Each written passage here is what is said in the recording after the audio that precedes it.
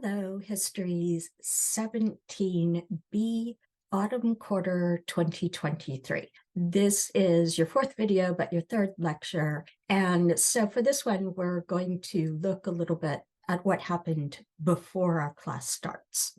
You are looking at a pair of soldiers from the American Civil War. I chose this image partly because these men are so painfully young and partly because of the weapons that they have on them. So you could see longer guns, shorter guns, swords. And yes, they actually did fight with swords. And if you can see these closely, you'll see there's a bayonet or a knife on the end. And there was a great deal of close-up bayonet gouging in the Civil War battles. Aside from cannons, the Civil War was fought mainly between people who could see one another. The range of a rifle is minimal compared to war weapons that will show up later in this course. You may also notice that they have pretty much zilch in the way of protective gear, not even helmets. I'm not going to give you any battlefield with dead bodies images. I think that there is one at YOP, and I'm sorry, I tried to steer away from those as much as possible. But it is good to remember that once a war ends, soldiers that live through it, wounded or not, are demobilized, and they have to fit back into a social system that really doesn't have much use for the skills that they have been developing for the most part. This class starts in 1865, marking the end of the American Civil War. But of course, the events following the Civil War built on issues already present in the lead up to the war. And although the result of the war was to maintain the US as a single country, and although slavery came to an end in law and name, if not so much in practice, many of the big issues from before the Civil War would continue to be big issues after the Civil War, meaning that they are of concern to us in this class. In order to understand the context of the US from the beginning of this class onwards, we need to have a basic idea of American government structure, as well as the way that the US was expanding geographically in the 19th century. I've found that not all intro history students are familiar with the structure of American government, and even those who are don't necessarily delve into its relationship to the American Civil War and its aftermath. So we'll start here. This is going to be a really superficial overview. So go to YOP, your textbook, if you want more detail. The Library of Congress and the National Archives also have useful websites. I find that it is not unusual for people to think that the US Constitution and the US government came into being right after the American Revolution. In fact, in the aftermath of the Revolution, the former 13 British colonies became states, and they were joined in a confederation. In this case, a confederation is a union of autonomous sovereign states, and a federation, which is what the US would become, is a union of states linked by a central government, but maintaining some degree of independence in internal affairs. I wanted to say autonomy, same thing, autonomy, independence. The US currently is a federation, and this happened with the writing and acceptance of the US Constitution. So in fact, our states are not autonomous sovereign states. The original 13 colonies, now states, were initially united by Articles of Confederation. You can see the document here. To make an incredibly long and complex story short, this did not work particularly well, as it was difficult to have any sort of consistency on things like money and a military. So after a great deal of acrimony or ill will and argument, in 1789, the Constitution of the US was ratified, and the Constitution is there on the right. One major concern of the drafters of the Constitution was that the power of government should not be all in the hands of one person or one small group of people who shared interests with one another, but not necessarily with anyone else. At least not anyone else who was an adult white male who owned property. So the ratified Constitution embodies what we call the separation of powers, in which the government was divided and still is, although with a certain amount of adjustment, since the world didn't stay in the late 18th century, divided into 3 branches. I put little blurbs here, including a short explanation of why they are named as they are, that might help you to remember. The executive branch makes certain that laws of the country are, and this is actually from the Constitution, faithfully executed or carried out. So it doesn't mean lopping the head off of the laws, it means carrying them out. For the executive branch, think president and the president's cabinet or advisors. The judicial branch judges whether laws have been broken in lower courts, as well as whether laws written by Congress are in keeping with the constraints of the Constitution. So think courts, and on a big level, when it comes to judging laws, think United States Supreme Court. The third, the one that we will be most interested in going forward for now, is the legislative branch. And the legislative branch writes laws. The Latin word is lex, and then it becomes legis in different parts of speech. Anyway, that's the Latin word for law, hence the legislative branch. Think Congress. Of these, it is the legislative branch that we care about at the moment. When I just put writes laws, it sounds a bit trivial. But think that these laws will govern all the workings of the country, like taxes, the economy, international trade, and so on. The size of the legislative branch is determined by the number of states in the Union and by the population of each state. Every state gets 2 senators, they're on the lower left, whether the state is large or small. But the number of representatives in the House of Representatives for each state is determined by the population. So it's not a direct calculation, it's a somewhat convoluted calculation. And it certainly was a convoluted calculation when the Constitution was first adopted, but it is based ultimately on the population of a state. You are looking at the totality or entirety of the United States as it was in 1790.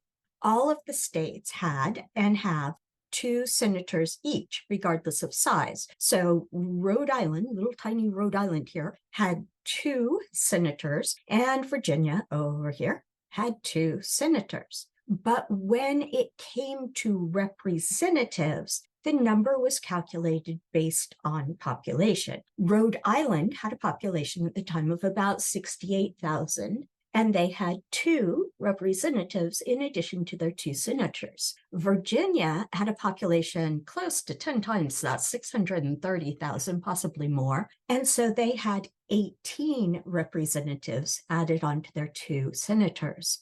At the time, meaning 1790, the early republic as we call it, the senators were chosen by state governments. Now, this would change later to direct election, but at the time, the senators were chosen by the elected state government, but the representatives were elected directly by, in quotes, the people. And it's in quotes because at the time, voting people had to own property, and not just like a few goods, but basically land or shop on property. So mainly white men wealthy enough to own some property were the ones who were able to vote in state or federal elections. But population was calculated counting every adult. Now, both the northern states up here and the southern states were about 50%-ish women. So leaving women out was a drag for women, but it was fairly even in terms of proportion of representatives. But the southern states had far more enslaved people who were figured into the population. And I'm not going to get into the specifics of counting as a partial person here. That's for 17A. But slaves were counted or calculated in some way into the population, but they couldn't vote. Moreover, land in the southern states tended to be held by a small subset of white men who had plantation. Poor white men did not always own property, and that meant that they could not vote. We can think about how representative the opinions of an elite subset of this population might have been. Spoiler, not particularly representative of the actual people on the ground. The other part of the US that we see here in 1790, so before our class, just after the Constitution, is these blue areas here. These are territories. They are nominally held by the US, but they are not fully formed states, which means they're not represented in the federal government. But the intent was to turn these into states, each of which would have 2 senators and some number of representatives, depending on their population. Now, the economy of the northern states was largely based on industry and wage labor. When you hear the phrase free labor, that's what it refers to, is wage labor, meaning people get paid.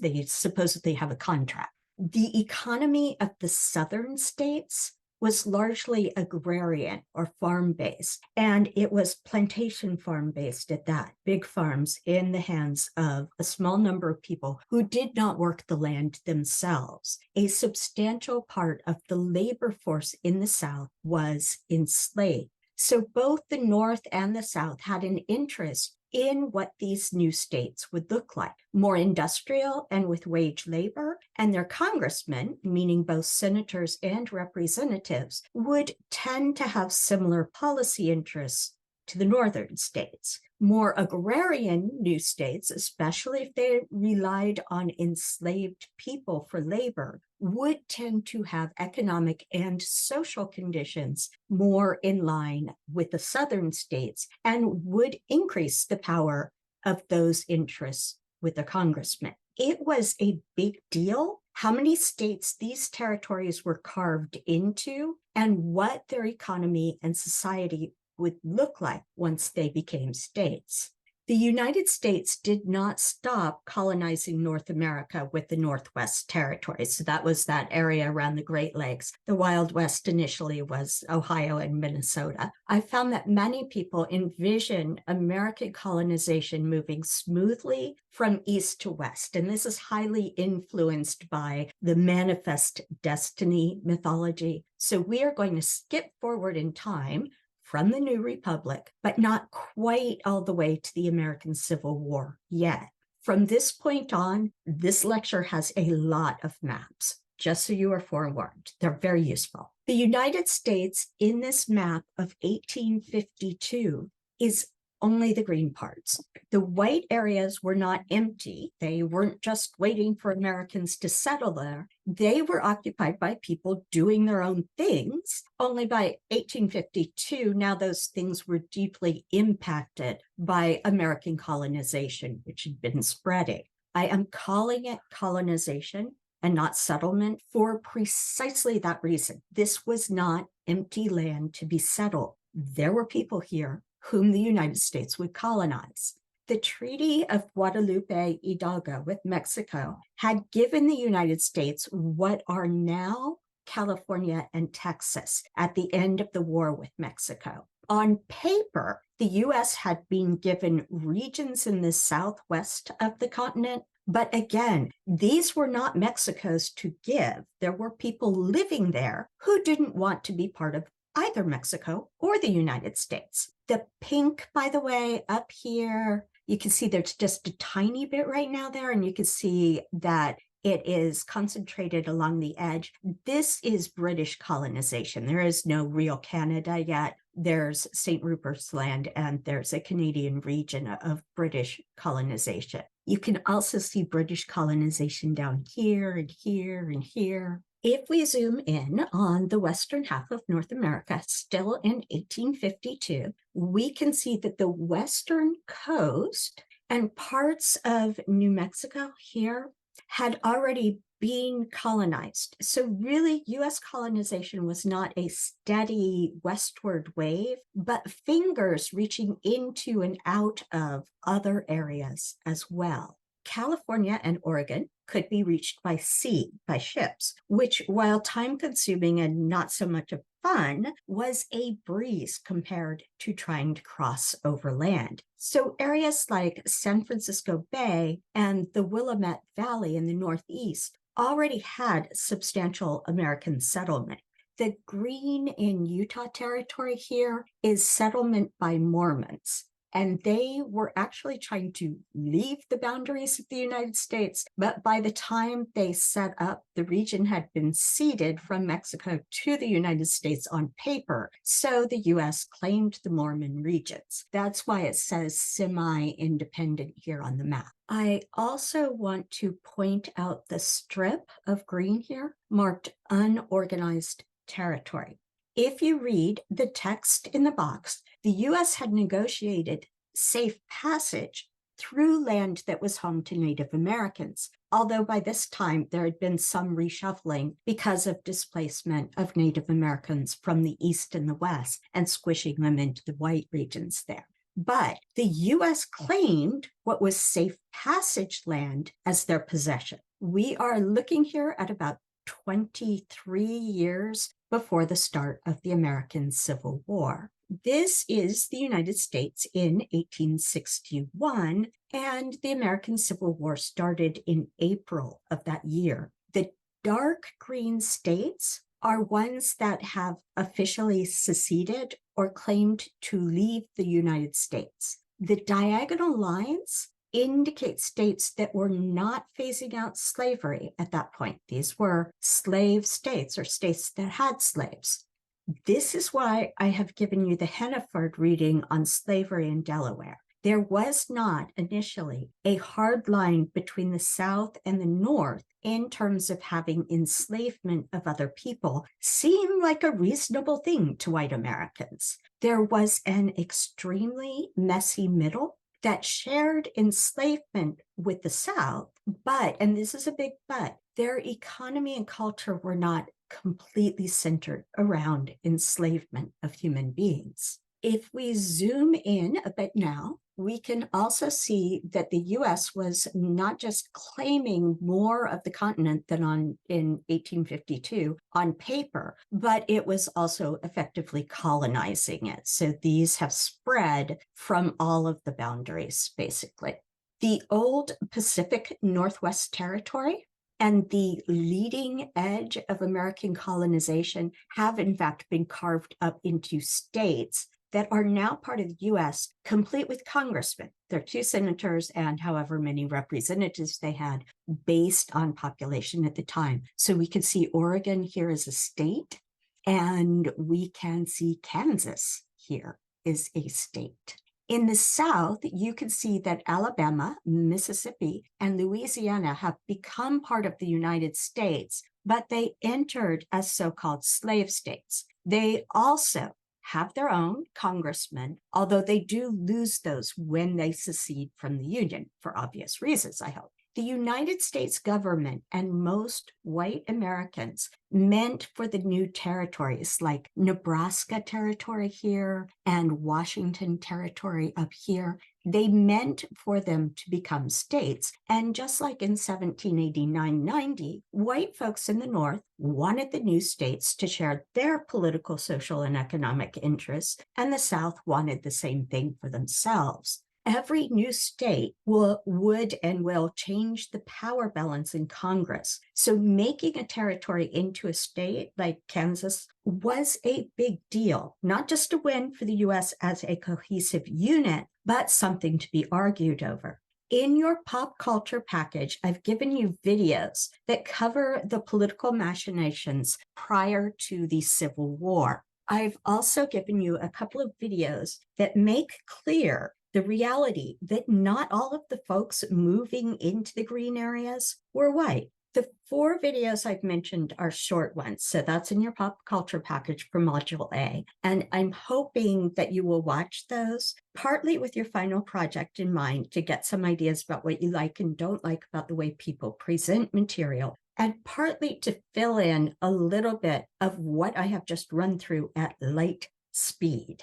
This is 1862, so the Civil War is well underway, and the line between the Confederated States, centered on enslavement of people, and the rest of the U.S. is now a hard border. Now, that doesn't mean that no one down here was enslaved. There were people enslaved here. They just didn't secede.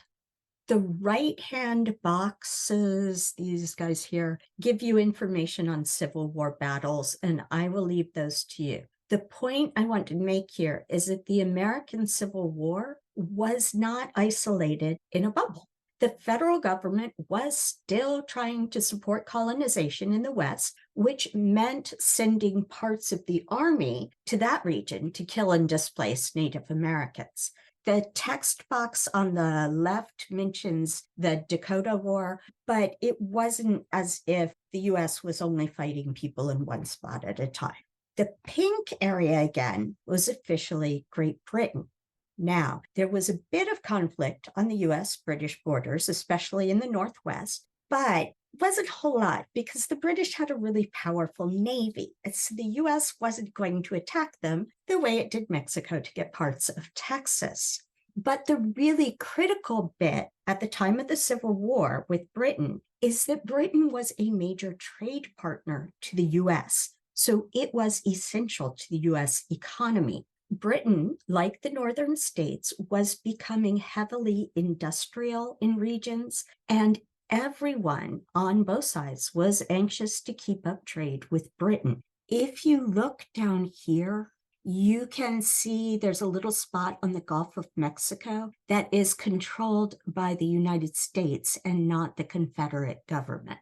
If we zoom in on it, you might recognize that that region is New Orleans and the Mississippi River Delta. So although it's technically in the South, trade up and down the Mississippi River was largely controlled by Union forces. As long as we're down here, I'll point out the pink here, controlled by Britain, Belize, at the time it was called British Honduras, as well as Jamaica, a major sugar producer, and some of the islands around here. Great Britain wasn't just sitting on the other side of the Atlantic saying, hey, let us know when y'all are done with that fighting thing. Controlling ports and supplies coming into North America from Great Britain was a big deal, except in one respect. Great Britain had been critical to the US South because a good bit of British industry was textile mills, and the South grew cotton.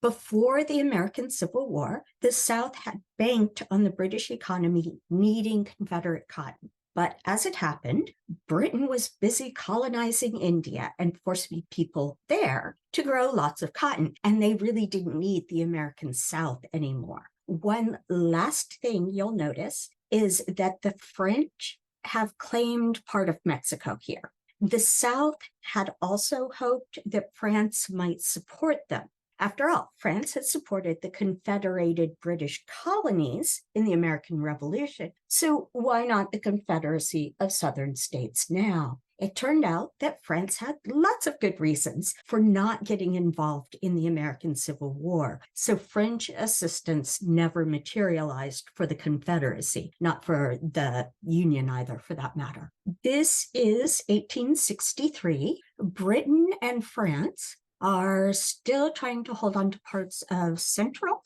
and South America. You can see Britain and France. This is claimed by the Dutch. The US federal government has even greater control over the Mississippi River here.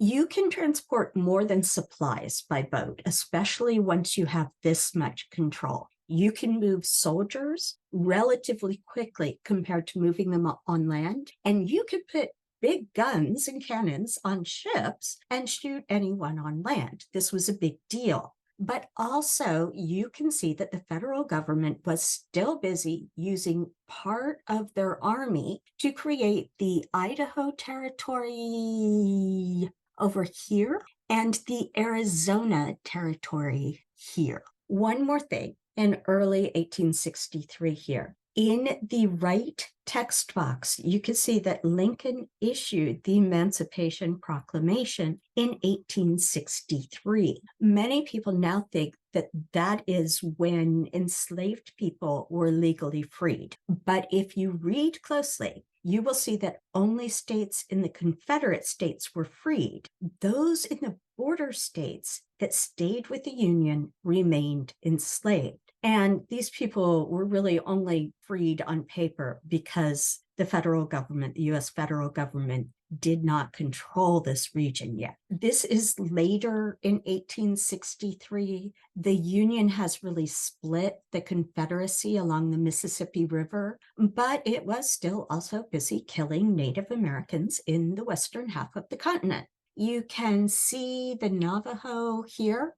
But again, it wasn't as if US forces only went to one place at a time. They were active along all of these green and white boundaries around here. Before we leave 1863, we are going to zoom in on New York City here. So New York State, New York City. As the American Civil War dragged on, the federal government instituted a draft, meaning that men could be and were conscripted into the army to fight, whether they wanted to be or not. Now, there were two exceptions to this. Wealthy white men could pay $300 to have someone else go and potentially die in their place.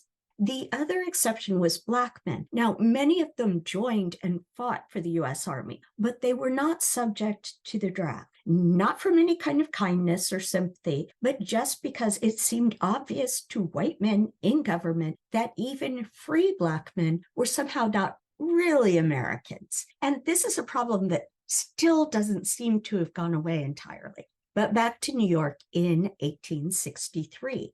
Poor white men, and I haven't even set you up with Irish immigration to the Northeast, although that will matter to us later. Anyway, poor white men, many, although by no means all, nor alone, rioted against the draft.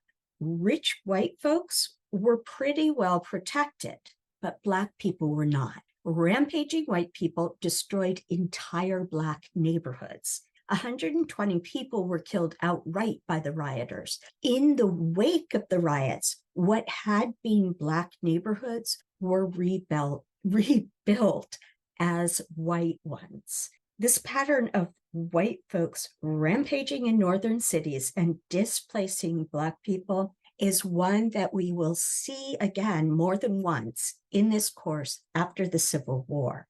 This is 1864, and you can see that the Confederacy was really losing ground in the southern United States. Napoleon III of France was gaining ground in Mexico, and meanwhile, north of Mexico and west of the American Civil War, federal troops were still busy massacring Indians, although it was definitely war and not a route or a route. Native Americans fought. They didn't just fold as long as they possibly could. That's part of the strategy that the federal army had for wholesale massacre. People can't fight back if they're dead.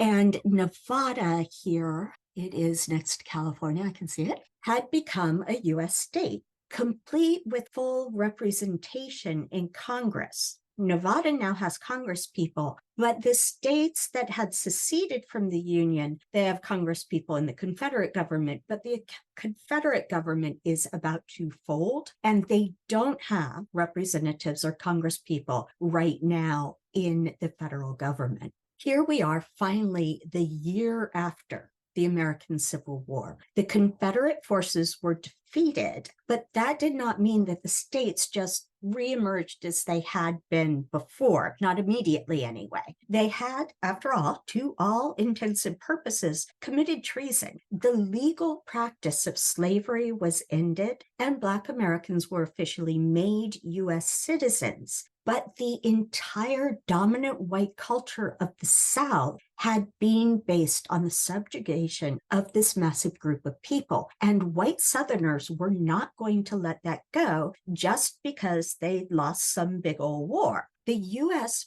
federal government still had troops in the South at this point to try to control developments and, for a hot minute before they gave it up, to try to protect the rights of Black citizens. In the West, areas controlled by the United States are sort of growing in all directions here. Napoleon III continued to make life miserable in Mexico, although he did start thinking about withdrawing troops. You can also see the assassination of Abraham Lincoln in April of 1865. Lincoln was succeeded by his vice president, Andrew Johnson, and I'll talk about this more in the next lecture. But Johnson hailed from a border state, Tennessee here. And he was not entirely unsympathetic to the white South, nor was he at all friendly to the Black South.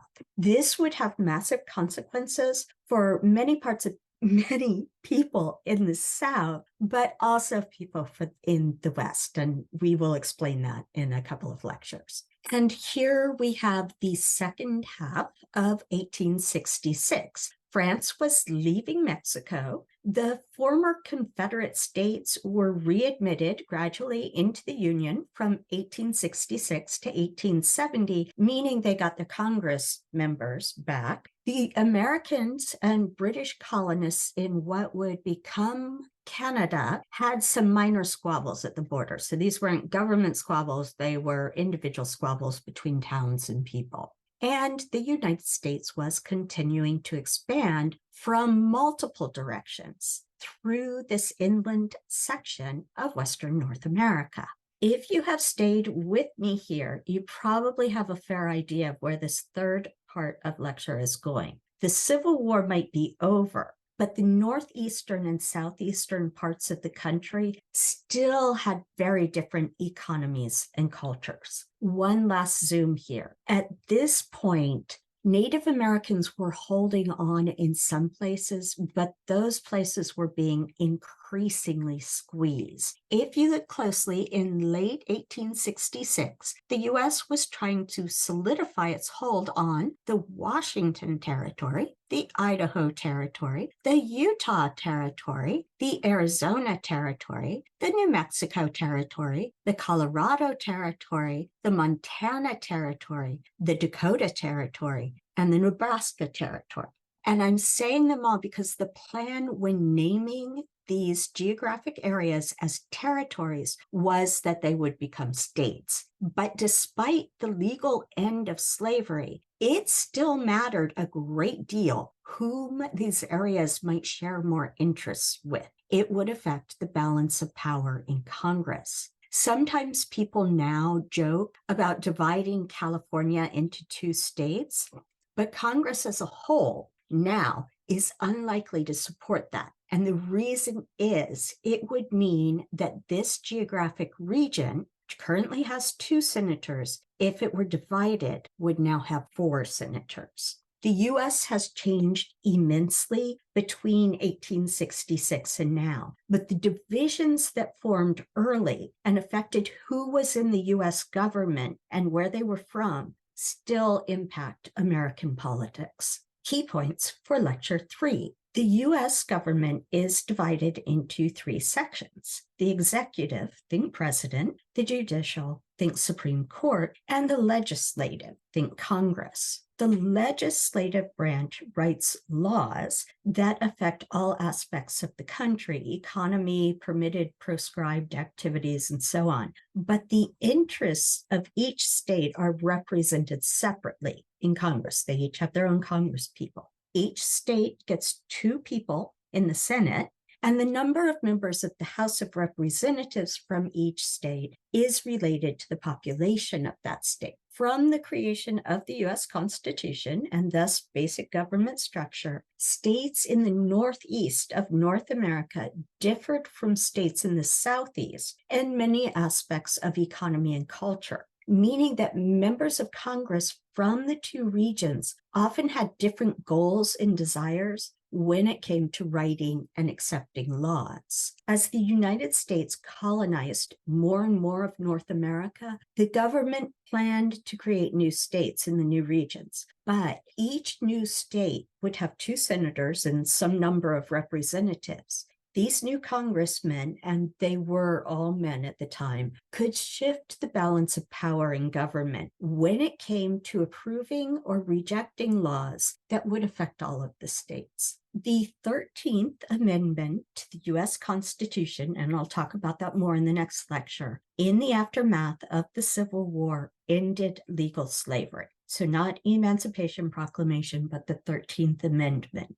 And states that had seceded to the Confederacy were gradually readmitted to the United States, complete with their congressional representation. The cultures and economies of the northeastern and southeastern states often remained at odds. So both regions had a vested interest in the formation of new states in the western half of North America, whose Congress members could tip the balance of power. Since I used maps to such a great extent in this lecture, I thought that it would make the coda, I would make the coda a broader rumination or thought on the power of maps. So to begin with, what purposes, plural, do maps serve? And note that when I go through these, they're not mutually exclusive. Maps often serve more than one. And I came up with this list with one of my earlier classes, but now I just give it to people. The obvious use of a map, most obvious to us now, is directions. But maps can also be used explaining relationships beyond spatial, so alliances and fights. Maps can be used to project power, and we saw that with the US mapping and claiming parts of land that they did not actually control and that were occupied by other people. Maps can also be made to mock power. Maps can be made to signal wealth. They can be made to show patriotism. They can be conveying a sense of progress or inevitability. Again, think of the American territorial maps. Maps can be a way of sharing knowledge. They can provide decoration. They can be a way of making sense of relationships of one thing to another. They can be used to reinforce religious faith or to convey a sense of wonder. They can demonstrate technical know-how and suggest mastery over nature. And of course, maps can be used for studying history, of course. You are looking here, the object is an armillary sphere. It was made in Italy in the 17th century, so that would be the 1600s. And it is essentially a map of the heavens. So an armillary sphere is an early astronomical device for representing the great circles of the heavens, including in the most elaborate instruments, the horizon, the meridian, the equator, the tropics, the polar circles, and an elliptical hoop. The sphere here is a skeleton celestial or space globe with circles divided into degrees for angular measurement. This was a big deal, and this was not only a way of charting, say, constellations, but it also was a way to navigate and a way to demonstrate control of technology, tip-top technology at the time. So I challenge you to go home and draw a map of anything. It can be the university, it can be your house, but you are not allowed to look on the internet. And if you really want to challenge yourself, go to a neighborhood you don't know, walk around it. You've got an hour to do that, and then go home and try to map that area from memory, because that's what mapping was like before we had things like satellites.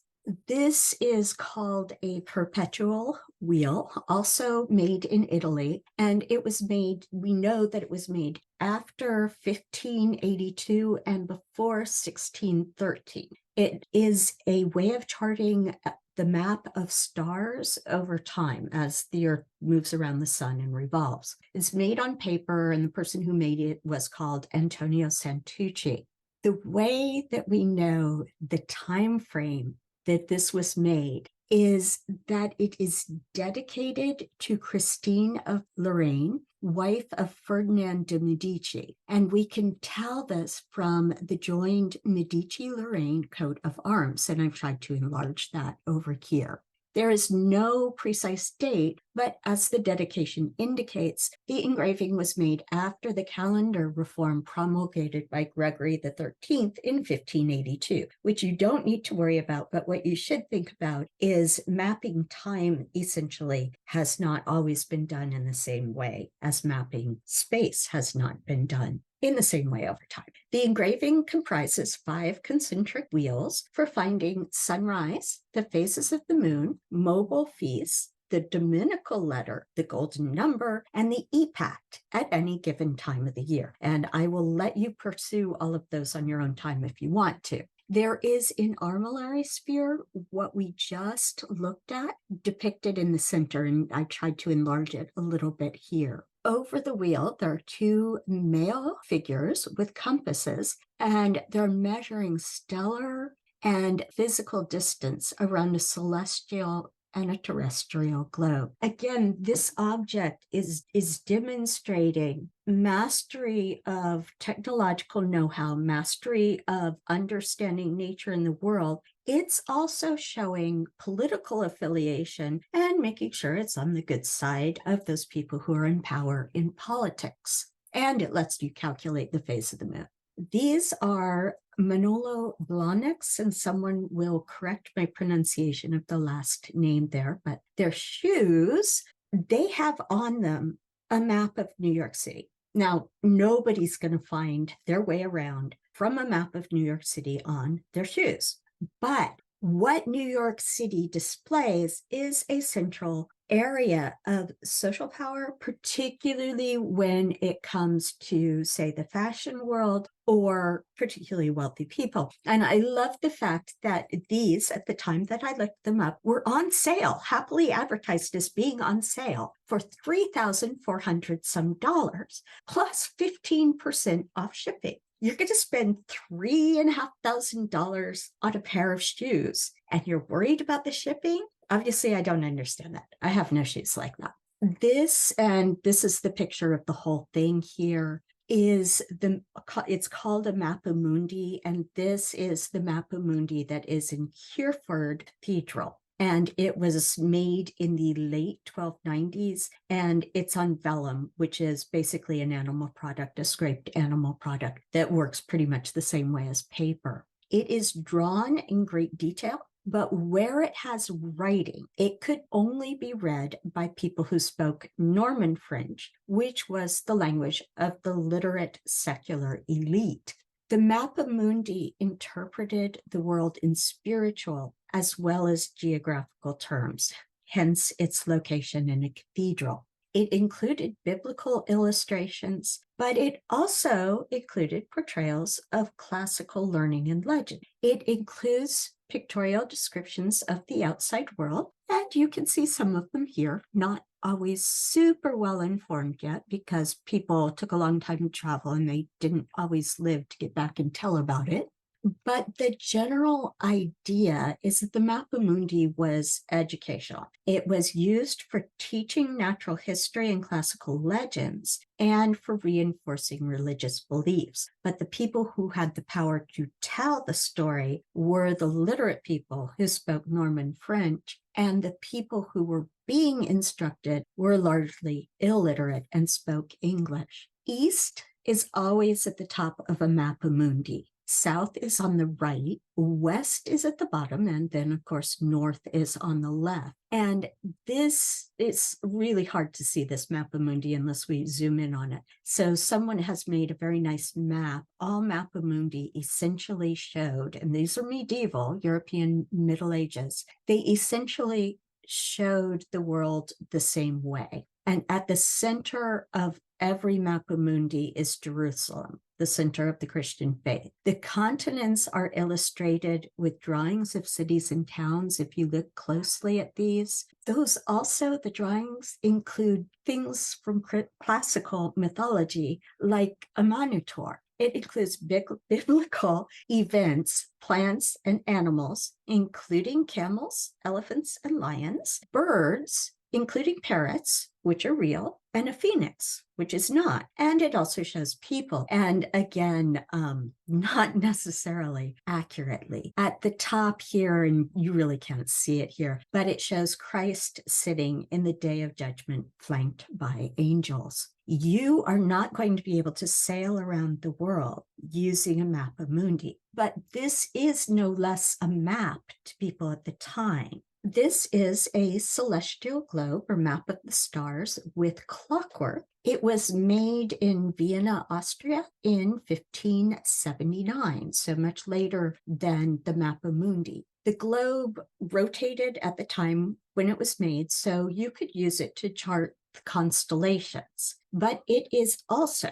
a unique object uniting extraordinarily complex mechanical technology with great aesthetic beauty, and the gilding with gold also means that it's using valuable materials and the work of valued artisans. It belonged to the Holy Roman Emperor Rudolph II, who displayed it in his curiosity cabinet. It was valued both for its function as a scientific apparatus and for its rich, elegant casework. Pegasus, that's the winged horse down here, bears the seemingly weightless globe on his outstretched wings. Astronomy was enabled by knowledge of arithmetic and geometry, which we take for granted now, but was not to be taken for granted in the Renaissance. And arithmetic and geometry were then considered the wings of the human mind, like the wings of Pegasus. This map, you can map constellations. It also is a demonstration of the power and wealth of the person who owned it and of the skills of the people who made it, both scientific and artisanal skills.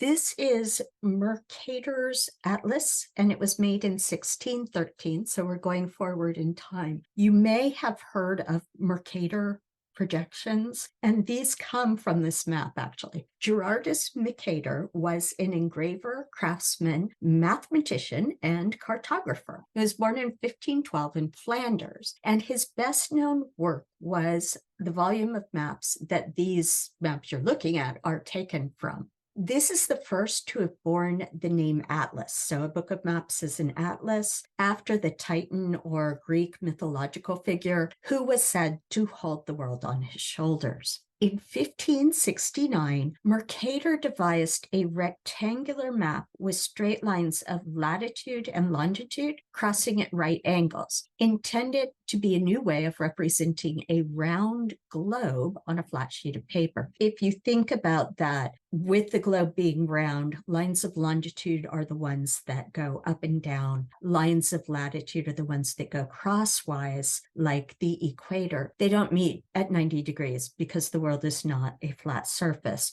which doesn't matter that much to us daily now, but it mattered a great deal to people who were trying to steer ships over oceans using the constellations so that they could tell where they were and mathematical measurements of distances and height. You will still see Mercator projections in maps published now. The Mercator projection uses this nice linear scale, which is equal in all directions, but in doing that, it means that it exaggerates the size of land masses near the poles, making countries such as Greenland appear far larger than they really are. This map, I will not torture you with my badly pronounced Spanish, but as the Spanish colonizers and conquistadors were exploring the Americas, they made maps. Now, part of this showed people relatively where things were.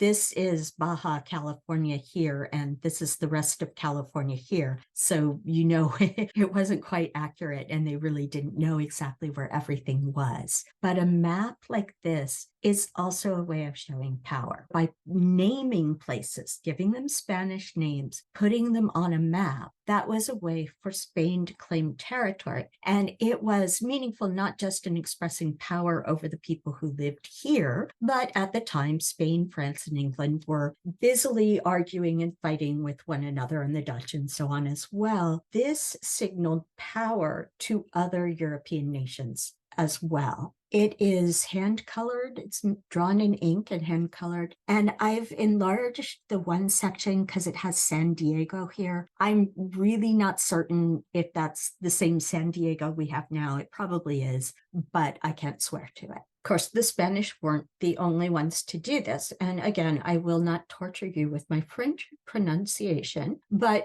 basically this says it's North America composed, charted, and augmented based on the journals, memoirs, and most accurate observations, which were recorded in the year 1685 and 1686 by several individuals. You can imagine you're making a map of a place you may or may not have seen, and people have basically sailed on the waterways because that's the easiest and quickest way to travel. And they're trying to measure distances in ways that are not so accurate as what we have now. Of course, the maps don't look exactly the way we would map these regions now. These are the Great Lakes regions, and the Hudson Valley is in there somewhere as well. So if you ever wondered why Lake Huron is called Lake Huron and some of the other ones, it is because they were named by the French, although this happens to be after a Native American group, but Frontenac is definitely French. The map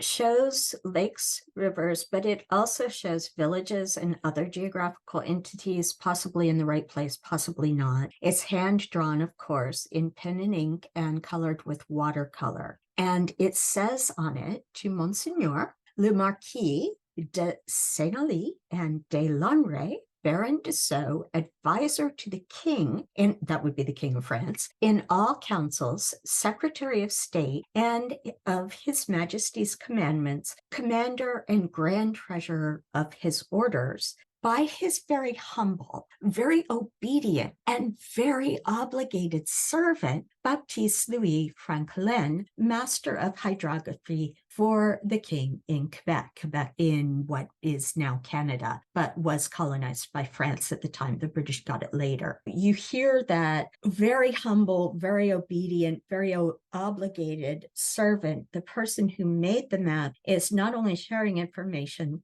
much of it secondhand, and trying to show places that are really there, but they're also trying to gain favor with people who are in higher political places than they are. And of course, the English did the same thing. This is the map of New England. And if you look at parts of it, it actually has Dutch and not English. The reason being that the Dutch settled or colonized the region that would become New York. This map was made in 1700, and the map maker was Johan van Keulen, and he succeeded a generation of earlier Dutch cartographers. In 1681, he published the first part of his volume, Sea Atlas, and it appeared in later further editions carried on by his son. This particular chart shows the fishing banks in the Gulf of Maine and details the coast between Cape Cod and Cape Sable. Yes, Europeans were colonizing areas, and yes, they wanted to claim land to show off to one another, essentially,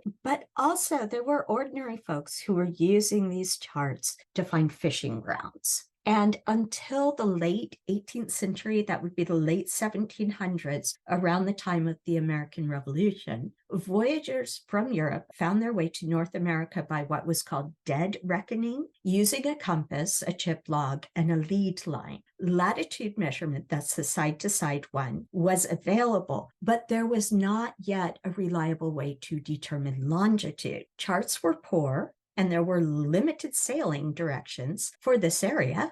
because Europeans were just getting there, which means that these may or may not have been useful to sailing. And again, you have to put yourself in the context of people who are putting themselves on a matchstick boat in the middle of an ocean they don't know, and they have basically the stars and a bad chart to find their way around. The one method I mentioned, dead reckoning. In navigation, dead reckoning is the process of calculating your current position of some moving object, that would be your ship, by using a previously determined position or fix, and then incorporating estimates of speed, heading direction, and course over elapsed time. These things were not easy to measure. There was no speedometer on sailing ships. It wasn't easy to estimate where you were or how you were being carried by the ocean and wind. In fact, dead reckoning could go drastically wrong. And if you know about Ponce de Leon and his explorations of the southern part of the US Gulf of Mexico region, you know that he and his men were stranded there because dead reckoning went very wrong, and they ended up not where they wanted to be. This is properly called, the map of several nations of Indians to the northwest of South Carolina, and it is more commonly known as the Catawba deerskin map because it's drawn on a deerskin. It was presented to Francis Nicholson, who was then the colonial governor of South Carolina, not an American, British colonial governor of South Carolina around 1721. And you cannot find your way around town using this map, but it is still a useful map. It's a stylistic representation of the Indian nations between Charlestown, now Charleston, South Carolina, and the colony of Virginia. The map is oriented so that the southerly features, south is on the left, while northerly features obviously are on the right. European settlements are depicted in squares and straight lines, while Indian nations appear in circles. The Nassau is shown as the most central community of the Catawba Nation. It appears in the center of the map and as the largest circle, but that's not necessarily the geography, it's the political and economic relationships that's being mapped here. This map served purposes of diplomacy and education of Europeans rather than cartography meant to communicate how to get from one place to another. This is a fan. I love this. You can find these for England as well. They're in the 18th century, the 1700s, when people really did use fans because it got hot and there was no AC or anything like it. There weren't even electrical fans, of course. People used fans, and so they basically could advertise on the fans. You'll see maps on fans. It might be, in some cases, it's a map of Great Britain, and it basically is advertising inns and stopping places. And then the person who's using it is showing how well-traveled they are. This particular map, the sticks are made of ivory engraved, and the leaf, that's the solid part here, is made of paper. And this includes a discourse in French on navigators in the reverse, and on the front, what is Costa Rica and Nicaragua now, and French text urging a canal by way of Lake Nicaragua, and a colorful group of figures called the Four Parts of the World regarding Mercury, the god of beginnings. And this was basically, if you know the Panama Canal now, it used to be that people had to sail, if they were in the Atlantic, all the way around South America to get to the Pacific, to say San Francisco from Boston, and vice versa. It was a long way to go, and weather was often unpredictable and dangerous down here to the south of South America. This fan is advertising in a political sense. It's pushing France to produce a canal so that the French can control quick trade from the Atlantic, between the Atlantic and the Pacific. Now, it happens that that canal obviously wasn't built, and instead it was a Panama Canal, which was controlled by the United States and was a good century or more later This is a map of the Red River in Louisiana from the Spanish camp where the exploring party of the U.S. was met by Spanish troops to where the Red River enters the Mississippi River. What you are looking at here, this was made in 1806, is land that was being ceded or given as part of a diplomatic treaty from Spain to the U.S. And it was being given because of the whole Louisiana Purchase with France, and I won't go into that. But basically, this is a map to inform people what's where, but it is also a map of national ownership. This particular map, I know it's really tiny, it's hard to see, and I didn't really enlarge parts of it, but it shows cities and towns, Indian settlements, and features in the region along the Red River. Now, what is meant by features is not just shape of land, but also what could be exploited, things that could be used, like areas to mine or to hunt and so on. If you look at this, this is right around the time, if you think Lewis and Clark. Lewis and Clark were not alone in being hired, basically, to map territory that the U.S. had taken from Europe, never mind the people that were already in North America. Okay, the cartographer actually went on the expedition and mapped as they went along. And again, you can see that this doesn't yet follow the convention of north always being at the top of a map. So you have a compass rose here showing that north is oriented toward the upper left. This particular map is available in the Library of Congress website, and you can zoom in on it. Since we're starting right after the Civil War in the next lecture, here is a map of the United States military railroads showing the railroads operated during the war from 1862 to 1866 as military lines. And you can see that the North had a well-developed railroad system, which would transport troops and supplies fairly quickly. It was better than what the South had had at the time, but in part also, it was developed because of war, but it was used later as transportation and as shipping, not on a ship, but in a railroad car, of goods. This map says what it is. It is a plan of the Battle of Cold Harbor, which was fought on the 3rd of June, 1864. After 2 days' preparation, the main federal assault took place in the early morning of June 3rd against a well-entrenched Confederate army. This map depicts the area of Hanover County, Virginia, that includes Old and New Cold Harbor, Gaines Mill, and Bethesda Church in relation to the Chickahominy and Totopotomoy rivers. And the reason I'm telling you all of that is it's showing things like a church and a mill. Things that people had as part of day-to-day life are now landmarks on a map planning a battle. This is made of pen and ink and watercolor. And if we zoom in on the key, we can see that color coding indicates the location of Union forces and Confederate forces, labeled rebels, of course. We can tell the positions of artillery. There's some up here. The positions of cavalry, that would be soldiers mounted on horses, and you can see they're behind the front line of people on the ground with their rifles, with their bayonets. We can also see the symbol for houses and the mill and the church. You can search for it. That reminds us what the region was before it became a battlefield. And it was people's homes and livelihood. If we zoom in, I'm going to go back for just a moment. If we zoom in on the handwritten part at the bottom, this map was made as a plan of attack before the battle actually happened, but the notes on the bottom were written by a person in the army after the battle happened.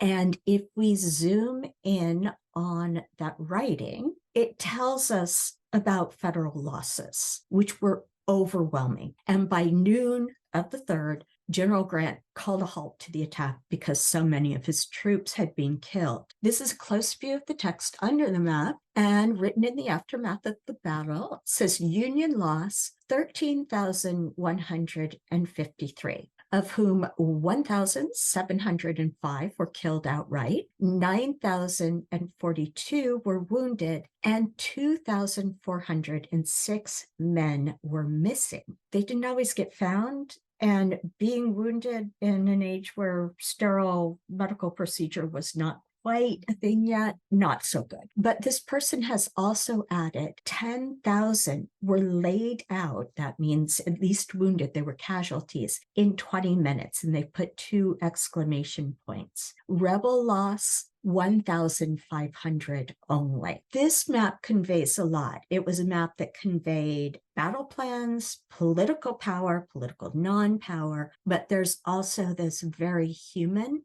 writing on the bottom of the map. This is a German bombing target map of London's docks during World War II in the Blitz. And it shows areas that have been destroyed in green and areas that Germany plans to destroy in red. The London Blitz, which began during the Battle of Britain, started in September 1940, and it continued into 1941. Basically, the Germans bombed the heck out of London, hoping that Great Britain would give in. And London's docks in the East End suffered badly. The code name, this I won't torture you with my German, non-German, but it means sea serpent. And it was probably, or they hypothesized, probably a reference to the kind of sinuous or snake-like shape of the River Thames when seen from the air. Remember, this is a bombing map. With the German attack on Russia imminent from mid-1941, air attacks on Britain diminished as the Luftwaffe, the German Air Force formations, were transferred eastward to deal with Russia. This is a London tube map. So it's like the metro in Washington, D.C., or the subway in New York City, maybe a little bit like the BART here, except that this is all underground. And these are not drawn to scale. You can find connections between the lines where you can go through stops and where you might have to change trains. But you cannot use this map to walk from one place to another above ground, because if you show what the subway lines actually look like underground, this is the course that they actually take. So the distances and clearly the shape of the path are very much different. This is King's Cross Station, and it seems a lot more complicated than it actually is. It wasn't that hard to get around. However, this is the first floor of the Death Star. That would be the Social Sciences and Humanities building that houses economics and polar studies and a number of things, including history. This map makes the building seem less complicated than it really is. And if you've ever tried to get around the building, you know what I'm talking about. This is a map of gender inclusive restrooms at UC Davis. And I think when they made this map, they felt like there were a lot of them because the person drawing the map was not the one having to run to a separate building to use the loo. And this is a satellite map of UC Davis, and the Arboretum is marked here. So this obviously gives people information about UC Davis and where things are and a little bit what they look like. But this is also a grand example of showing technological power. You have to have a satellite to make a map like this. And that's a very recent thing, and it is a very technologically empowering thing to both people who have access to the satellite data and to people who control it.